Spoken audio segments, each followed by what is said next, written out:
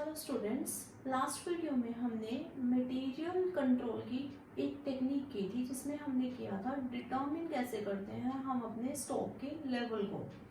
तो आज हम करेंगे इकोनॉमिक ऑर्डर क्वांटिटी। लास्ट जो है डिटर्मिनेशन ऑफ स्टॉक लेवल में हमने एक चीज पढ़ी थी रीऑर्डर लेवल पर। रीऑर्डर लेवल होता है और एक होता है रीऑर्डर क्वांटिटी। आज हम रीऑर्डर क्वांटिटी को डिटेल में पढ़ेंगे। रीऑर्डर क्वांटिटी को हम इकोनॉमिक ऑर्डर क्वांटिटी भी कहते हैं। इकोनॉमिक ऑर्डर क्वांटिटी क्या है? इट इज दैट क्वांटिटी, वो क्वांटिटी है, वो मात्रा है जहां पर हमारी total cost of ordering and carrying, ये दोनों जो हैं वो मिनिमम हो जाए।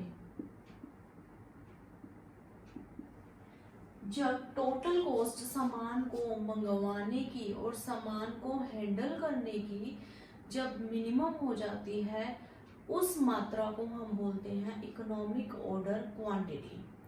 जब भी हम मटेरियल को मंगवाने की बात करते हैं या मटेरियल कंट्रोल की बात करते हैं तो हमें दो चीजें डिसाइड करनी होती हैं कि कितनी अमाउंट में ऑर्डर प्लेस करना है, कितनी अमाउंट में मटेरियल को मंगवाना है और किस टाइम पर मंगवाना है। तो ये दो चीजें बहुत इंपॉर्टेंट रोल प्ले करती हैं जब भी हम मटेरियल कंट्रोल की बात करेंगे। तो इकोनॉमिक ऑर्डर क्वांटिटी ये एक कंसेप्ट है जिससे हमें ये पता चलता है कि आइडियल जो हमारा आइडियल क्वांटिटी कितनी होगी जिससे हमारी टोटल कॉस्ट है वो मिनिमम हो जाती है। सो इसकी हम पहले कुछ असम्पशंस पढ़ेंगे कि इकोनॉमिक ऑर्डर क्वांटिटी की क्या क्या असम्पशंस हैं।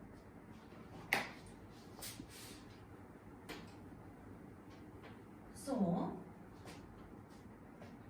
जो फर्स्ट असम्पशन है वो है जो annual consumption.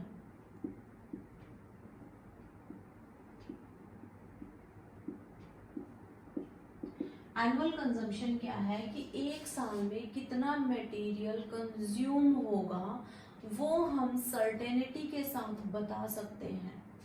Annual consumption is known with certainty.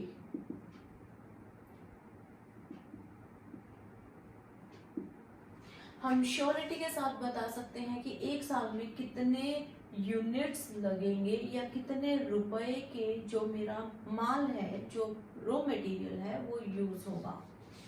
Second जो है मटेरियल का जो प्राइस है वो चेंज नहीं होगा, वो कांस्टेंट रहेगा, उसमें कोई बदलाव नहीं आ रहा। मटेरियल प्राइसेस कांस्टेंट, मतलब उसमें चेंजेस नहीं हो रहे हैं। थर्ड क्या है, जब भी मैं ऑर्डर कर रही हूँ तो वो मेरा एक्सपेक्टेड जो टाइम है या जो निर्धारित टाइम है उसमें वो माल मेरा आ जाएगा, मेरी फैक्ट्री तक पहुंच जाएगा। सो जो टाइम बताया गया है, जो टाइम है time of delivery is definite, मतलब उसमें कोई बदलाव नहीं है। वो हमें टाइम पता है कि अगर आज मैं ऑर्डर प्लेस कर रही हूं तो अगले 5 दिनों में वो सामान मेरे पास आ जाएगा। फोर्थ जो असम्पशन है वो है carrying cost and ordering cost, जो है वो भी आर कांस्टेंट, वो चेंज नहीं हो रही है।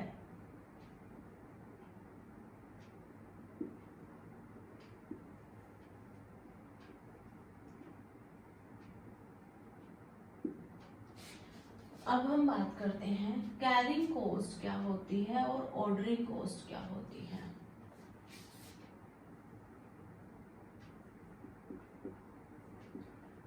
कैरिंग कॉस्ट को हम हैंडलिंग कॉस्ट भी कह सकते हैं। कैरिंग कॉस्ट क्या है, जब भी सामान आ जाता है उसको स्टोर करने की, स्टोरेज कॉस्ट भी इसको हम बोल सकते हैं। इसको स्टोर करने का खर्चा आ रहा है। जो फंड्स मैंने अपने सामान में लगाए हैं, जो पैसा लगाया है, उसके ऊपर अगर मैं कोई ब्याज दे रही हूँ तो वो मेरा आएगा स्टोरेज कॉस्ट में। मैंने अपना गोडाउन का जो रेंट दे रही हूँ वो मेरा स्टोरेज कॉस्ट में आएगा। कोई सामान अगर स्टोरेज की वजह से रखा रखा खराब हो रहा है, डिस्ट्रॉय हो रहा है, तो वो खर्चा आएगा। मैं सामान की इंश्योरेंस करवा रही हूँ कि आग लगने से अगर मेरा सामान खराब हो जाता है, खत्म हो जाता है, तो उसकी इंश्योरेंस के जो चार्जेस हैं वो मेरी स्टोरेज कॉस्ट में आएगा। देन अगर मैं स्टोर कीपिंग डिपार्टमेंट का जितना भी खर्चा है वो सारा मेरा आएगा कैरिंग कॉस्ट में। नेक्स्ट आता है मेरा ऑर्डरिंग कॉस्ट। ऑर्डरिंग कॉस्ट क्या है? ऑर्डरिंग कॉस्ट वो कॉस्ट है जो मैं ऑर्डर प्लेस कर रही हूँ उससे रिलेटेड जितना भी खर्चा है। जैसे कि मैंने कोटेशंस मंगवाई, सो कोटेशंस मंगवाने का खर्चा, ऑर्डर को प्लेस करने का खर्चा, टेलीफोन स्टेशनरी का खर्चा, जब मैं अपने जो पोस्टेज है उसका जो खर्चा है, मैं ऑर्डर प्लेस कर रही हूँ, जो डिस्पैच कर रही हूँ उसका खर्चा। देन सामान आ गया है तो सामान का ट्रांसपोर्टेशन का खर्चा, सामान को रिसीव करने का खर्चा, सामान को रिसीव करने तक का जो खर्चा होता है, सामान को ऑर्डर करने से लेके फैक्ट्री में सामान को रिसीव करने तक का खर्चा, वो आएगा मेरा ऑर्डरिंग कॉस्ट में। और सामान को हैंडल करना, सामान को स्टोर करने का खर्चा आएगा मेरा कैरिंग कॉस्ट में। क्लियर है? एनुअल जो कंजम्पशन है वो आती है हमारी कि एक साल में कितने यूनिट्स कंज्यूम हो रहे हैं। देखो, जब भी अगर मेरा ऑर्डर बढ़ेगा, मैं अगर नंबर ऑफ ऑर्डर्स बोलती हूँ कि एक साल में मुझे 12 ऑर्डर्स प्लेस करने हैं, दूसरी तरफ सेकंड जो सिचुएशन है उसमें मैं कहती हूँ कि जो नंबर ऑफ ऑर्डर्स हैं वो मुझे 6 रखने हैं एक साल में, 12 पर ईयर, और ये है 6 पर ईयर। तो क्या होगा, जब भी मेरे नंबर ऑफ ऑर्डर्स बढ़ेंगे, नंबर ऑफ ऑर्डर्स ज्यादा होंगे, तो ऑर्डरिंग कॉस्ट इंक्रीज होगी, ज्यादा होगी, क्योंकि अब मैं ज्यादा ऑर्डर्स प्लेस कर रही हूँ तो वो रिपीटेडली टास्क मेरा इंक्रीज हो जाएगा।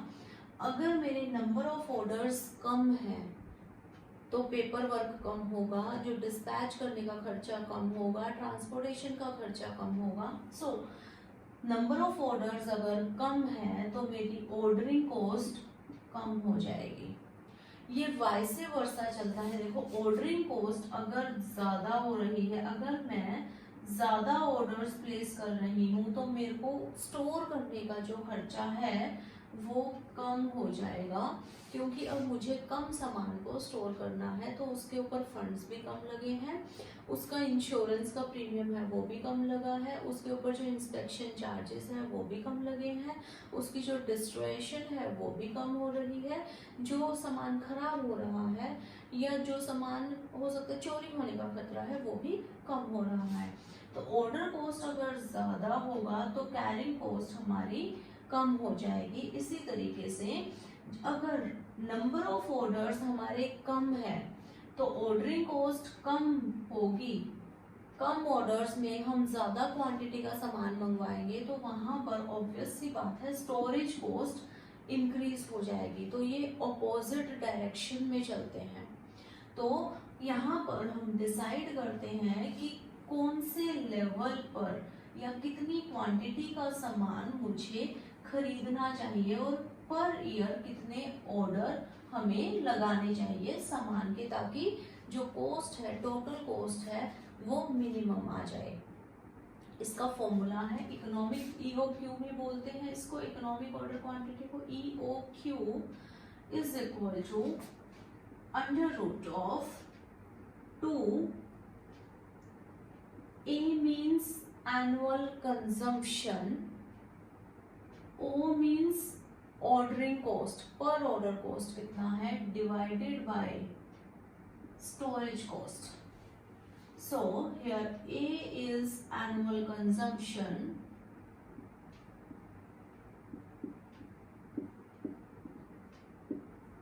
O is ordering cost,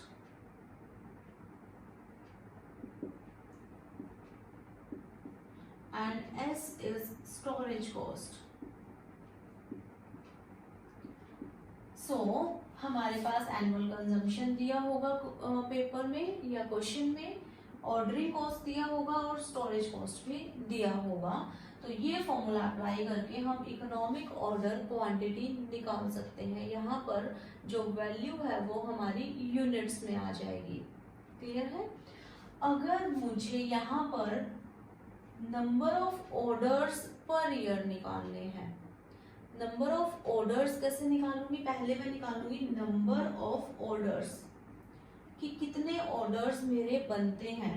तो मुझे एनुअल जो कंजम्पशन है उसको डिवाइड करना है इकोनॉमिक ऑर्डर क्वांटिटी से. क्लियर है. जब number of orders find out करने हैं तो हम क्या करेंगे, टोटल सामान कितना चाहिए और एक बार में मैं कितना सामान मंगवा रही हूँ. सो टोटल सामान कितना चाहिए एक साल में, that is a annual consumption. और इकोनॉमिक ऑर्डर क्वांटिटी क्या था कि एक टाइम में मैं कितना क्वांटिटी का मटेरियल मंगवा रही हूँ. अब यहाँ पर है ऑर्डर्स पर ईयर, एक साल में कितने ऑर्डर्स प्लेस करेंगे हम. तो यहाँ पर हम नंबर ऑफ डेज लिख सकते हैं, number of days divided by number of orders.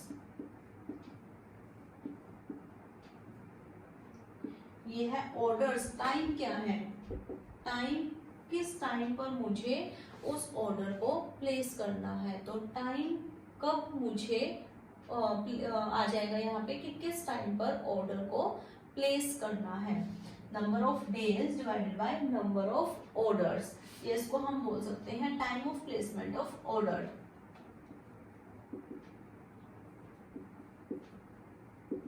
Time of placing order. Clear है. देखो ईओक्यू का हमने फॉर्मूला किया है. ईओक्यू से हमें क्वांटिटी आ जाएगी.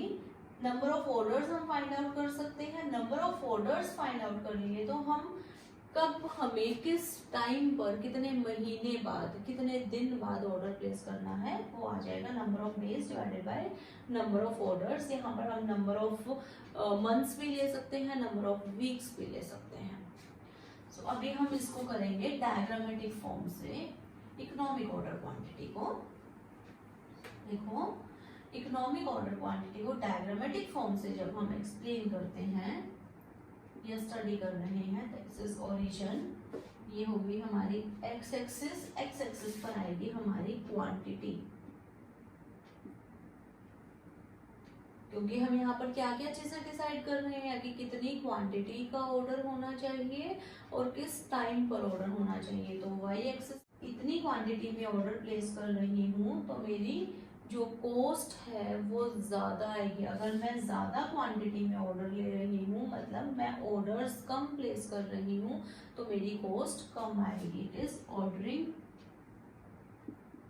कॉस्ट. एक तो देखो मैं सिर्फ इतना सा ही मटेरियल मंगवा रही हूँ तो मेरी कॉस्ट ज्यादा क्यों आएगी, क्योंकि मुझे बार बार ऑर्डर्स प्लेस करने पड़ेंगे. क्लियर है. नेक्स्ट हम बात करते हैं स्टोरेज कॉस्ट की या कैरिंग कॉस्ट की. स्टोरेज कॉस्ट इससे बिल्कुल ही अपोजिट चलती है. अगर मेरा ऑर्डर कम होगा तो मेरी जो स्टोरेज कॉस्ट है वो भी कम होगी. This is storage cost. Clear है.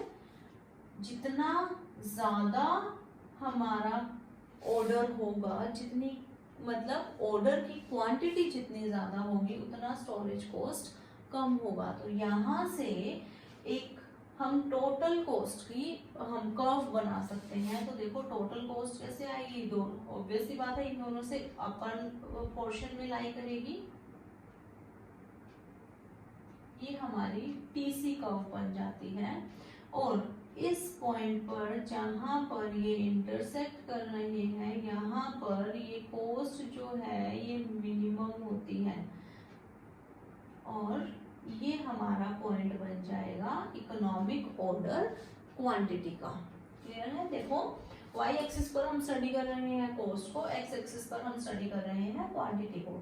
तो जितनी क्वांटिटी ज्यादा होगी, ज्यादा क्वांटिटी का मतलब क्या है, ऑर्डर कम प्लेस किए हैं, तो ऑर्डर कम प्लेस करेंगे तो कॉस्ट, मुझे ऑर्डरिंग कॉस्ट कम पड़ेगी। देखो ऑर्डरिंग कॉस्ट कम हो रही है, लेकिन अगर मैं कम क्वांटिटी में ऑर्डर प्लेस कर रही हूँ तो मुझे बार बार ऑर्डर्स प्लेस करने पड़ेंगे, तो ऑर्डरिंग कॉस्ट मेरी बढ़ जाएगी। तो ऑर्डरिंग कॉस्ट हमारी कम होगी जैसे जैसे क्वांटिटी इंक्रीज होगी।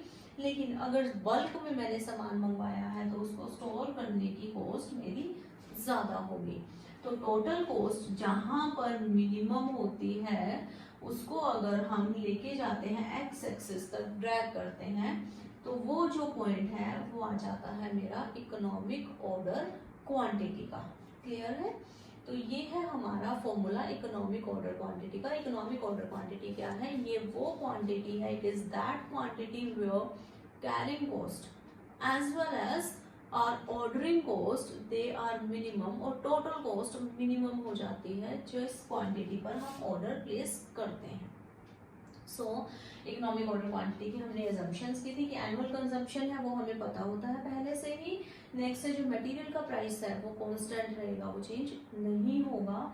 डिलीवरी जो टाइम की है वो हमें पता होगी। एक्सपेक्टेड जो टाइम है, जो दिया हुआ निर्धारित टाइम है, उसी टाइम में डिलीवरी हो जाएगी। कैरी कॉस्ट और ऑर्डरिंग कॉस्ट चेंज नहीं होगी, वो कांस्टेंट ही रहेगी। देन इकोनॉमिक ऑर्डर क्वांटिटी का हमने फॉर्मूला किया 2 into annual consumption into ordering cost divided by storage cost का अंडर रूट। सो जब जब ऑर्डर ज्यादा होगा, ऑर्डर की ज्यादा होगा तो ऑर्डरिंग कॉस्ट भी ज्यादा होगी। लेकिन ऑर्डर ज्यादा होंगे, ऑर्डर का नंबर ज्यादा होगा तो जो स्टोरेज कॉस्ट है वो कम होगी। अगर ऑर्डर्स कम होंगे, ऑर्डर्स कम होंगे तो ऑर्डरिंग कॉस्ट कम होगी लेकिन स्टोरेज कॉस्ट हमारी ज्यादा होगी। तो ये है हमारा economic order quantity. Thank you.